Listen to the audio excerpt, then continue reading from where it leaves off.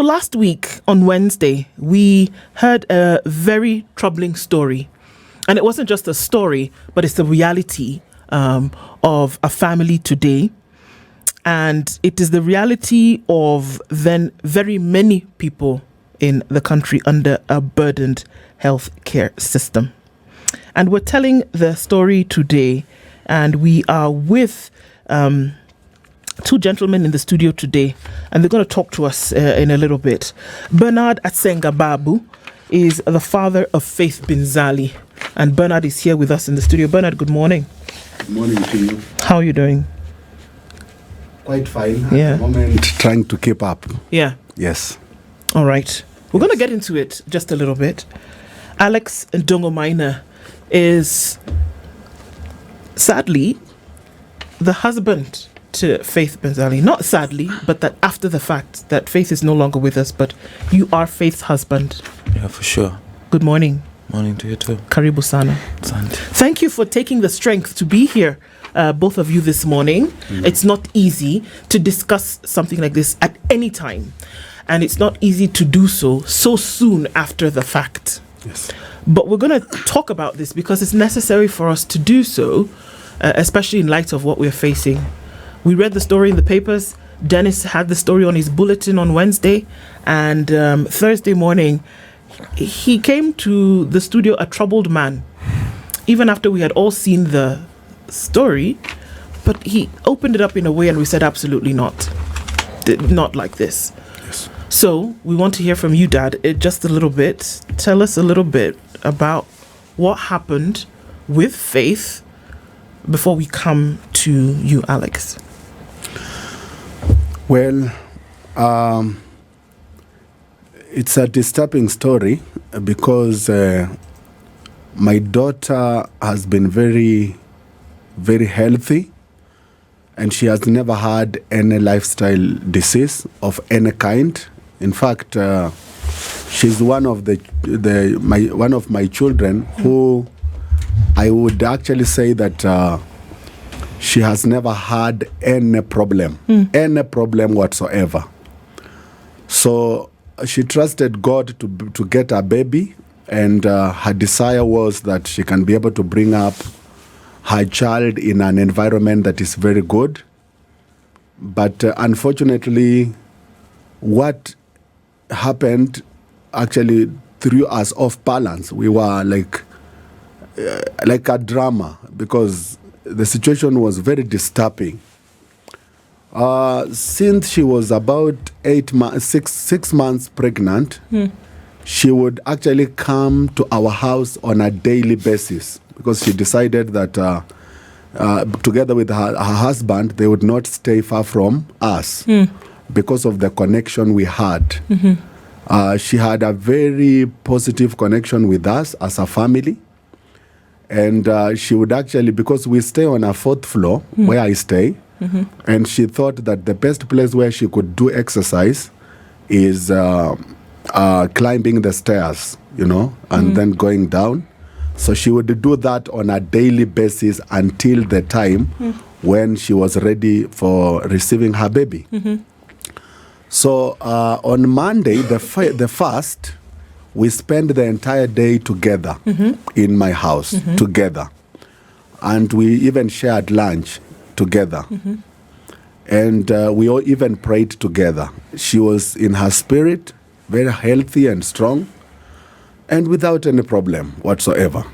Until on the morning of Tuesday, the 2nd of September 2025, when she called the mother, and when she called the mother at around 5, the mother picked the phone and she told her that probably the amniotic fluid had broken. So I told the mother, the best moment is now. We are prepared to receive our first grandchild, which was very amazing. How old was she? Was your daughter? 26 years. Okay. Yes. So what happened is now we advised her to get a vehicle as fast as possible and hurriedly go to the hospital where she has been attending medical attention, So she's been at this hospital yes, for her prenatal care. Yes, All right. for prenatal care. Okay. So, so I spoke to her husband, and the husband said, "Yeah, we will be in a hurry. We have to be able to reach in the hospital at least by 5:20 in the morning, a.m. 5:20." So, since 5:20, I never had, I was never in contact with her until about 5 in the evening, when I received a call that I was supposed to be at the dispensary, that is St. Joseph, the Worker Health Center. I was supposed to be there for to sign a consent. I don't know how they call it in medical terms, but to sign that It's consent. Yes. Yes, consent. Yeah. To sign the consent for her to go for a cesarean. So I took her mother and we rushed to the hospital. Unfortunately, Just for clarity, Yes. where is this hospital? the hospital is just behind Mountain View Estate in Kankemi. Okay. Yes. So we actually rushed to the hospital. I was actually prepared, if in case I find my daughter in a situation that could be compromising, I was ready to take her for a referral to a better facility. But what shocked me is that by the time I reached, my daughter had already been taken in for theater What time was that? around 5:30. 5:30 p.m. Yes. Okay. Around 5:30 p.m. She had already been taken in. So I tried to inquire from the sisters the circumstances leading to her being hurriedly or in a hurry to be taken to the theater. And they said, it's very unfortunate, we had to. But I asked then, I'm the father, who signed the consent? And I was told that the cousin to her husband signed the consent. So I said, was it in a rush or what happened? I didn't get any information so far from the hospital. As you're asking all this, Yeah. your daughter is in theater. As I'm asking all that, my daughter is in theater. But I don't even know where the theater is. So they told me that you don't have to ask so many questions. All you need to do is go and sit outside and wait until those guys finish what they are doing, and we will give you a report. Okay. So I went outside, disturbed, very disturbed, because by the time I arrived at the hospital, mind you, I found my sister-in-law, the mother to her husband, in tears. So it still traumatized me. I was so disturbed. Why is this happening like this? So at the time, after around 20 minutes, a sister comes and tells us that those who are disturbed, finally, we have good news. So I said, praise God. And the good news is we have a baby. So we all were very joyful, and we thought that this is now the moment. And they said that give us about 20 minutes, we dress the baby. After dressing the baby, then we will call you in to see your baby. So I actually went. I sat somewhere for some time. And then after that, they called us after about 20 minutes again. And they said, come in now and see the baby. So we went in. And that's what time now? That's about 10 minutes to 6. About 10 minutes to 6. So when we reached the room where they had put the baby, I saw the baby. The baby was so handsome. In fact, looking at us, I was like, it's not possible. Many times in my life, I've seen young babies, they don't open eyes. No. But this one, the eyes are open, very open, and just looking so handsome. I was excited, but my heart is still telling me, where is my daughter? Can they explain to us anything about faith? So as a grandfather, I took the initiative to hold the baby, to lay my hand to the baby and prayed. When I finished praying, immediately I said, Amen. A lady hurriedly rushed into the room in a rush. In fact, I was pushed aside, like push. Yeah? Songa, haraka. Yeah? Songa. And she picked up a certain machine there that appeared to be like an oxygen machine. And while pulling it, you know, it was stuck on the wall because the socket was still on the wall. Mm-hmm. So the sister who was there then with us decided to ask her, please let me remove it from the wall first. So she removed it and then she entered the opposite room. Mm-hmm. So I discovered probably the opposite room was the theater. Mm-hmm.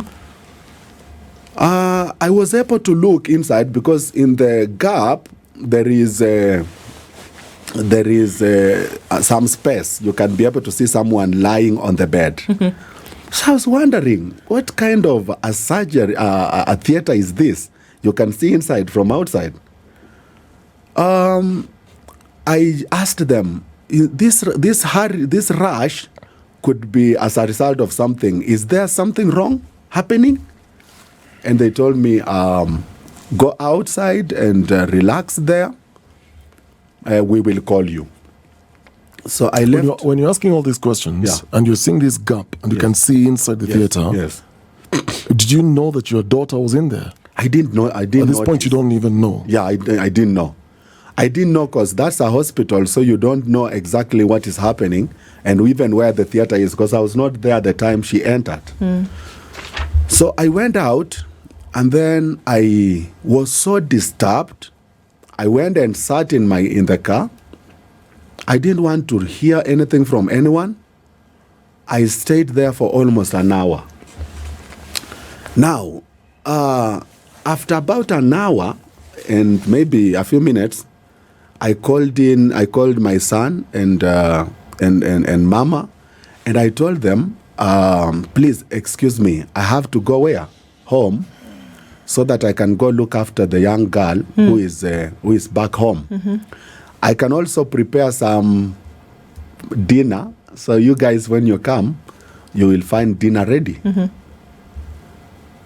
What happened is I left the place and like just 1.5 kilometers, the guys calls me and somebody calls me, I think a lady, and tells me, Daddy, please come back. These are hospital staff? No, not even a hospital staff. Who is this who's calling? I think a cousin to Faith's husband. Okay. Yeah. So I was unable to turn, but I gave myself courage, and I turned the car, and went to the hospital. While still before I arrived, my son calls and tells me, Daddy, where are you? You have to be in a hurry. You have to come very fast. So I decided, I drove a bit faster and arrived at the hospital and found everything in confusion. You know, my son-in-law told them, now Daddy is here. Now tell us what exactly has happened. So these guys takes us in a room, in a place, and then they tell us, sit down. Which guy is this now? I think one of the doctors. Okay. Although I'll not be able, because I don't know whether he was a doctor or just a staff of the hospital. So he tells us, sit here. I told the guy, no, I can't sit, just tell me what has happened. And he insisted. He said, I can't talk to you people when you are standing. You have to sit down. Say, no. The message you need to give me, I will hear it from the ears. Please speak. And the guy says,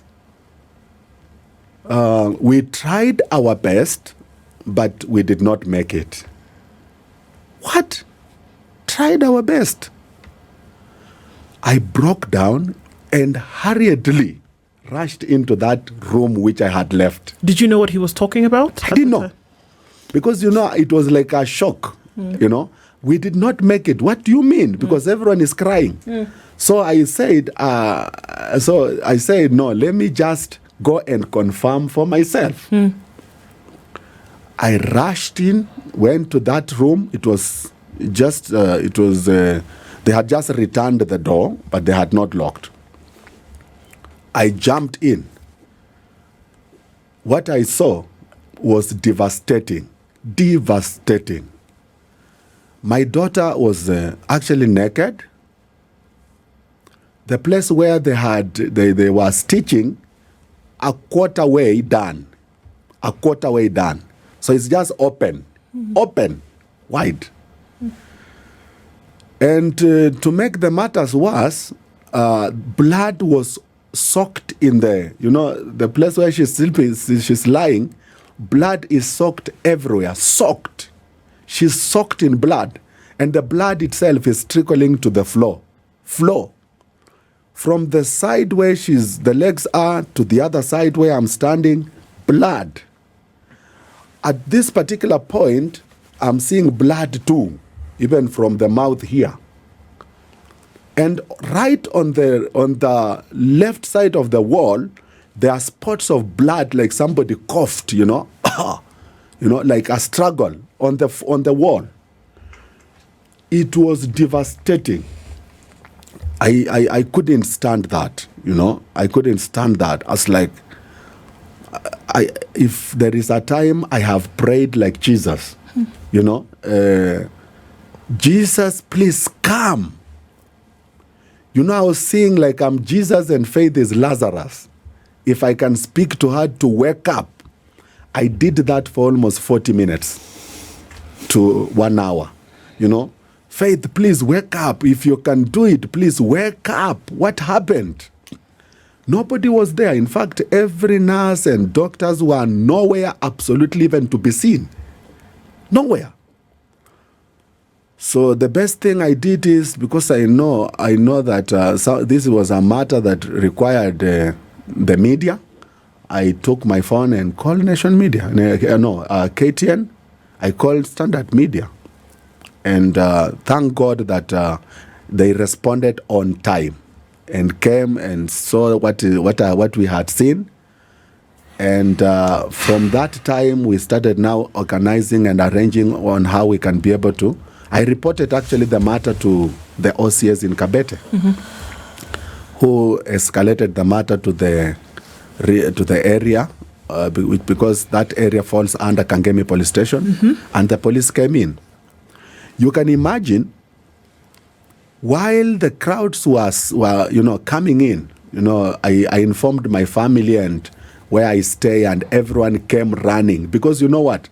My daughter was healthy. She was very strong, healthy, and she would come at where I stay every day, so everyone knew her, including my relatives and family members.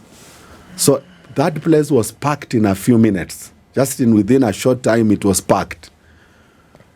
And the disturbing thing is that even at the time when people came and they were agitated, I stood up because I'm a chaplain, I would actually go, and the police would not calm the crowds.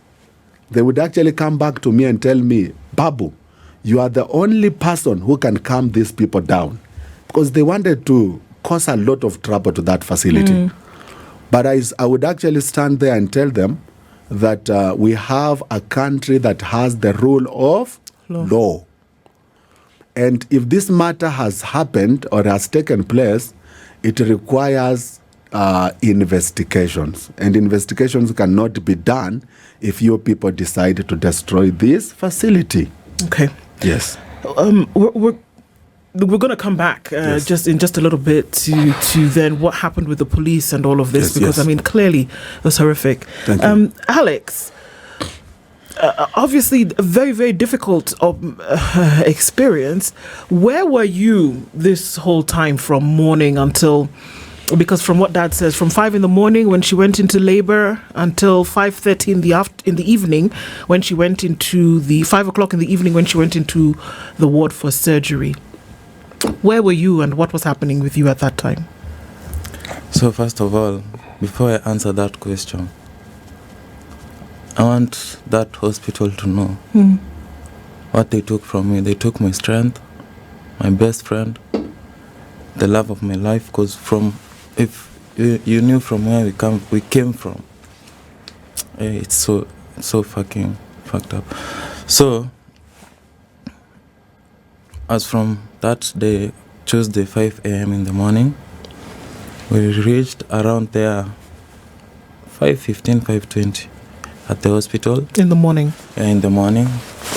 So when we arrived, we we were admitted, and then Faith was taken to be checked with the nurses about her openings. So she was 4 centimeters open at that time. Yeah. You see? So from then, they told us to continue stretching so that it could reach the 10 centimeters. So we complied. We continued walking. So we walked. And then I was going at work at that time at 10. So I left my cousin in charge of everything because I never had the strength to leave her alone, see? So when I left her, when it reached around 12, my wife called me, my late wife called me, and she told me she was 6 centimeters. With my joy and happiness, I even left work and went back to the hospital. On arriving at the hospital, we met with Rachel, who is my cousin, and she told me to go for something sweet, Fanta orange. The doctor said Fanta orange, so that she could drink, I don't know for what. So she drank it, and then after a while, I left again because I was told the clothes were not enough. So I rushed at our house, and when I arrived there, after packing, my cousin again called me and told me that I should rush back because Faith is about to deliver. So on arriving, that's when, as my dad said, my mom was crying when arriving at that time. My mom was crying, and I asked myself, what's happening? And then Rachel told me it's theater. She had gone to theater. She had been admitted to theater. So me, I knew this is not a bad thing. It's not something to be worried about. Because, first of all, at that hospital, before we chose that hospital, before we chose it, we benchmarked it for like 2 days. Me with her, and her with her mother. You see? And they assured us they had everything. Because the nurse told us, if it's normal, it's normal. If it's theater, but we are good. So, me and you, the theater was not that serious because, yes, she'll be in pain, like any, will be nursing her wounds. So me, I calmed down because I knew everything would end. So after a while, the doctor, then a certain mother came and told us, because my mom was so deeply crushed, she was crying before even the theater started. The operation started. She was crying. So the nurse told her, we mama, unalia kuja kwanza, uone mtoto, roho itulie. So why was she crying at that time? You know, my certain sister had been rushed before they had a certain issue. My sister never had a normal one, so she went to see us. So I guess that thing hit her. So that's why she was crying. She doesn't like CS. In short, she doesn't. So when the lady told us to come, our mothers went in first. My mother and the mother to Faith. They went in first. They checked the baby, and then they came out smiling. Then it was our turn. We went, and so the baby was okay. And then they told us to go out so that the operation could continue. Okay. I have to come back in a bit. But at that time, was Faith alive? At that time, when they gave us the baby, we Yes. don't know. We don't know. Because Okay. they had locked themselves inside, you see. Okay. So as we knew, they are just stitching up the wound. Mm-hmm. So after a while, we started getting worried. We were wondering, is it supposed to take that long? Mm. So I, Clinton, my brother-in-law, and Rachel, the lady who was checking Faith, we went to the nursery and found there wasn't even anyone attending to the boy because he's supposed to feed when being born. He's supposed to have something. So there was no nurse there. So we decided, let's stay ourselves there. So we stayed, and when we were there, we could hear movement there inside. You see, the theater is just opposite to the nursery. They're just like neighbors. So we could hear what's going on there. So we had movement. Then when it reached a certain point, I don't know if it's the heartbeat checker or what's the heartbeat checker. Everything just went silent in there. So us, we knew this is a good thing because the operation is over. So we waited. They never opened the door so that we could see her. They never opened.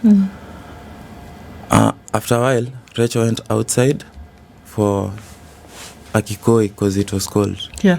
A kikoi to cover herself. Reaching there outside, I don't know what she had.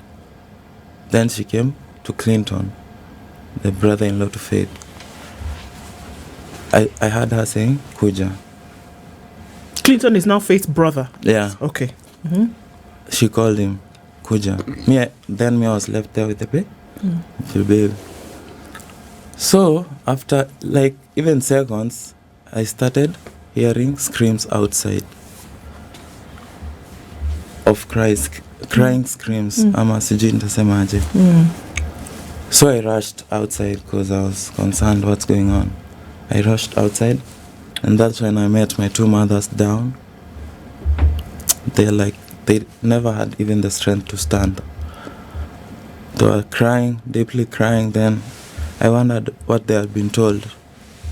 So I went to their two sisters. There were two sisters. I went to the two sisters and asked them, Nini inaendelea? What's going on? They never answered. They only said, tunangojea baba Faith. That's when my imagination started kicking in. Nikaona, this is not something good. So I never wanted to act out as the parents. So I just chilled. I chilled and waited for him. And he came. We told them, ndo mzee, nini inaendelea? Then they told us, tutaambilia hapa, twendeni in a certain room, so that they could tell us. When we reached there, the anger had started kicking in. When we reached there, we met the two doctors and then the sisters, the two sisters. So, the two doctors, first of all, one of them, I remember him very well. I can't forget him. One of them told us, kaini chini, siongeangi na watu wako na hasira. For real. He said this to you? Yeah? He said this to you? Yeah, he said this to us. We were many. Kaini chini, siongeangi na watu wako na hasira. I even wondered, you want me to sit down, uniambie kitu flani na flani, and we had waited for all that time to tell us, sasa hii unatuambia tukae chini. Tukaambia tukae, we are not sitting down. So after telling them that, as Dad said, they said they tried their best, but there were some complications. I asked them which complications. They never answered.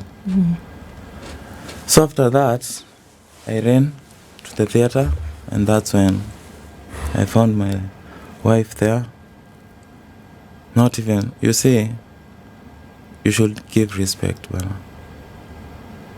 they had not even covered the body. You see, the way the body was left, mwili, blood was all over. I even asked some people who went for CS, damu inatokeanga kwa mdomo, and they told me kitu kai ifai kufanyika, because what should happen is that you're paralyzed halfway. So that's when we saw blood all over on the walls. And when I rushed out again to ask the doctors what happened, they had vanished. Imagine. What does that mean? They had ran away. What? To where? I never saw them. I don't know where they went. Imagine. Where did they go, Dad? I don't know. Those guys just disappeared. And the two doctors and the sisters, or who? The whole hospital. We couldn't trace anyone. We were only seeing the sisters. You could not even see a nurse or a doctor, because the only people you are seeing are people who are wearing, like, the sisters, the way they dress. Mm-hmm. Those are the people who are dressing. Actually, and they are not even addressing us. They are just standing like this, watching us. So they left. So you're inside the theater. Yes. You and your son-in-law. Yes. Your daughter is naked on the table. On the table. Who covered her? Actually, one guy came. After some time, he came and covered her. This is after you had made an issue of it, yeah. Yes, one guy came and covered her, But the doctors who earlier waliwaambia atuongee na watu wako na hasira, you never saw them again. We never saw them again until now, until today. Do you know their names? The names of these doctors? I don't. One thing, Kwanza, let me tell you one thing I forgot. You see, when they said she's supposed to go to the theater, I guess it should start within 20 minutes. It should take 20 minutes to prepare. For them, they took like an hour. Then I saw this guy. I don't know where he came from. He was not in the hospital. He came running inside. He never even introduced himself, saying, I'm so and so, Minda, naenda kushughulikia your wife. He just rushed. Ndio maana kwanza that man, that old man, niwacha nimwite hivyo because I don't know him. That old man, mimi sijui venye akijua venye amenifanyia. Now I'm left with a small baby who saw her mother for some minutes. No, he didn't. He didn't, because I doubt even if the baby saw the mother. So what they said is that they only showed her the baby. Okay. Then she smiled. Oh. Then so she was alive when her baby was born. Yeah, she was alive. She was alive. Because I was told she was given the baby. She smiled, and then kidogo they took her to the nursery. So who told you this? Who told you that she held the baby and smiled? Who said this to you? I don't know. I can't remember. Okay. Someone told me that. That's fine. Now, on this consent form, which is procedural in medical facilities, the names of the individuals performing the procedure should be on the form. Rachel signed the form? Yeah, sure. What was the name of the medical practitioner on that form? Do we know? So far, even I haven't asked about that because they're running away. You can't even talk to them. Okay.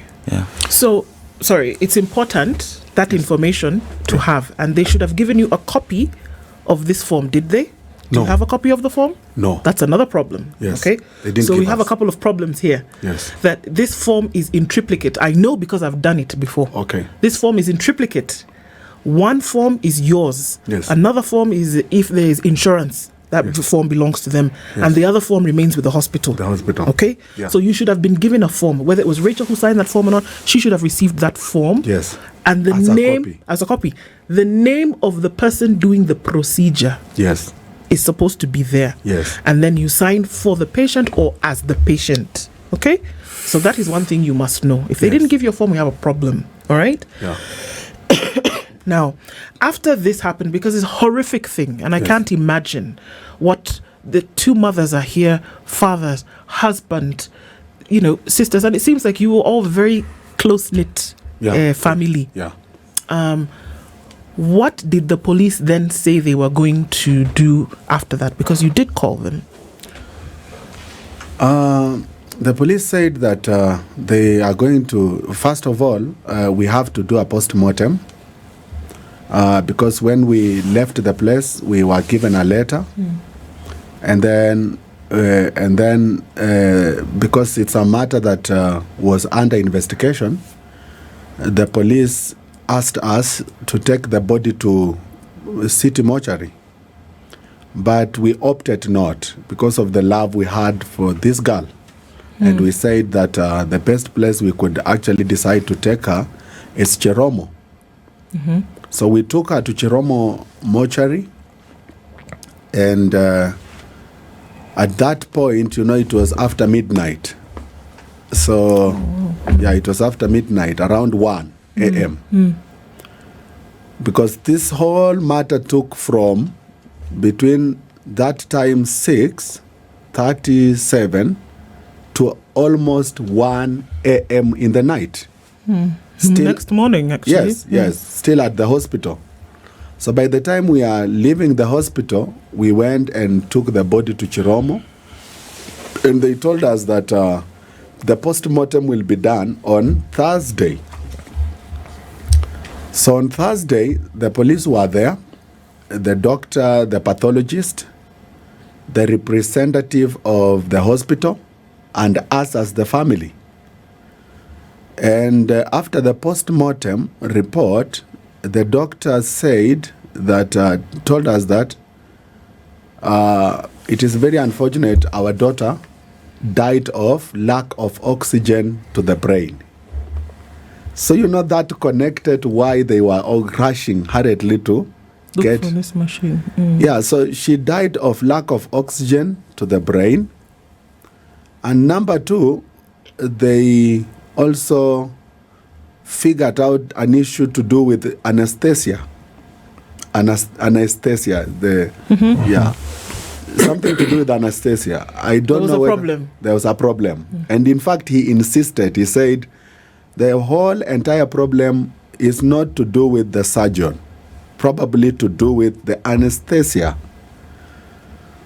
So I actually, to repeat, because while at the hospital, I had actually requested for that form that you are talking about. But a lady there who is an admin, I don't know if she's a nun or what, said that they will not be able to share that document. They can't share it. So if it's a matter of fact, they discharged us from the hospital, probably released us without any documentation whatsoever, even just revealing or indicating that this is the doctor who performed the surgery. This is the anesthetic person. This is the scrap nurse. This is the vitals. And if in case there was any record of any problem procedurally, because if there is somebody who was supposed to be asked, the medical record of Faith, it is me. She has not stayed with the husband for a long time. No, it's me. But these guys never. And I was even wondering, how can they now decide to look for me when my daughter is dead? But at the time when she was alive, nobody looked for me. Okay? Nobody looked for me. So the pathologist said that because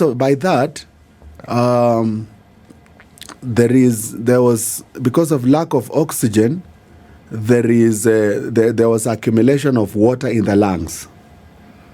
And also excessive bleeding. Yeah? Excessive bleeding. Those three factors caused the death of this girl, because she was also, the brain swell because of lack of oxygen. So they said that probably watachukua zile samples ambazo wametoa watapeleka kwa government chemists, and then they can be able to issue the report from the DCI, because the DCI have to combine both the analysis they find from the government chemist and what the pathologist saw. Then they can be able to begin the process. Yes. For Faith Binzali, the father was just showing me a video of her. That's her last video when she was alive. Last video. That was in the hospital. Yes. And I'm seeing the video of her walking, pacing up and down. Yeah. I think as they were waiting now to go for the delivery. Yeah. I just can't begin to imagine the depth of pain you're going through as a father. Yeah. And I don't even have the right words to take away that pain. And, for Alex, you're still young. Your grief is valid. Your anger is valid. Your right to question is valid. It's okay to feel everything you're feeling right now. I just hope and pray that God will grant you the grace to bear this unimaginable pain. We'll keep pursuing this story. We'll keep following to hear what happens, and that Faith Binzali gets the justice, though she's not with us. Yes. And for St. Joseph, the Waka Hospital Center, it's incomprehensible that this can happen in a facility where a family has come to entrust you with their child, to bring forth a child into this world, and you abandon her. I've just seen the pictures from the father's phone. It's just heartbreaking. It's unfathomable to imagine what this is all about. That this should happen, that so many things, a situation, Alex, that would have caused you so much joy in your young wife, and for you, your young daughter, your first grandchild. Yeah.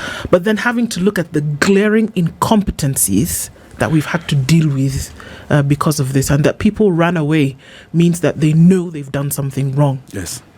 The truth will come out. Doesn't matter how long it takes, the truth will come out, and somebody will have to pay. Yes.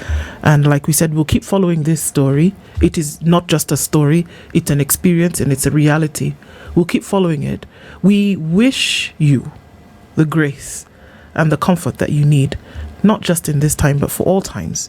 And it is our desire that she, as Faith, will rest in peace. Obviously taken before her time, but we pray for grace for you and the whole family. And over and above that, we pray and we seek justice. And so we'll keep following it. But we want to thank you for being here in the room with us this morning. Not a story we want to tell, but one that we have to if we want things to get better. Yes. We want to thank you both for being here this morning, and we will definitely keep in touch and keep following. Asante sana, and God bless you. Amen. Thank you. Good morning. This is the Situation Room, the only way to start your day.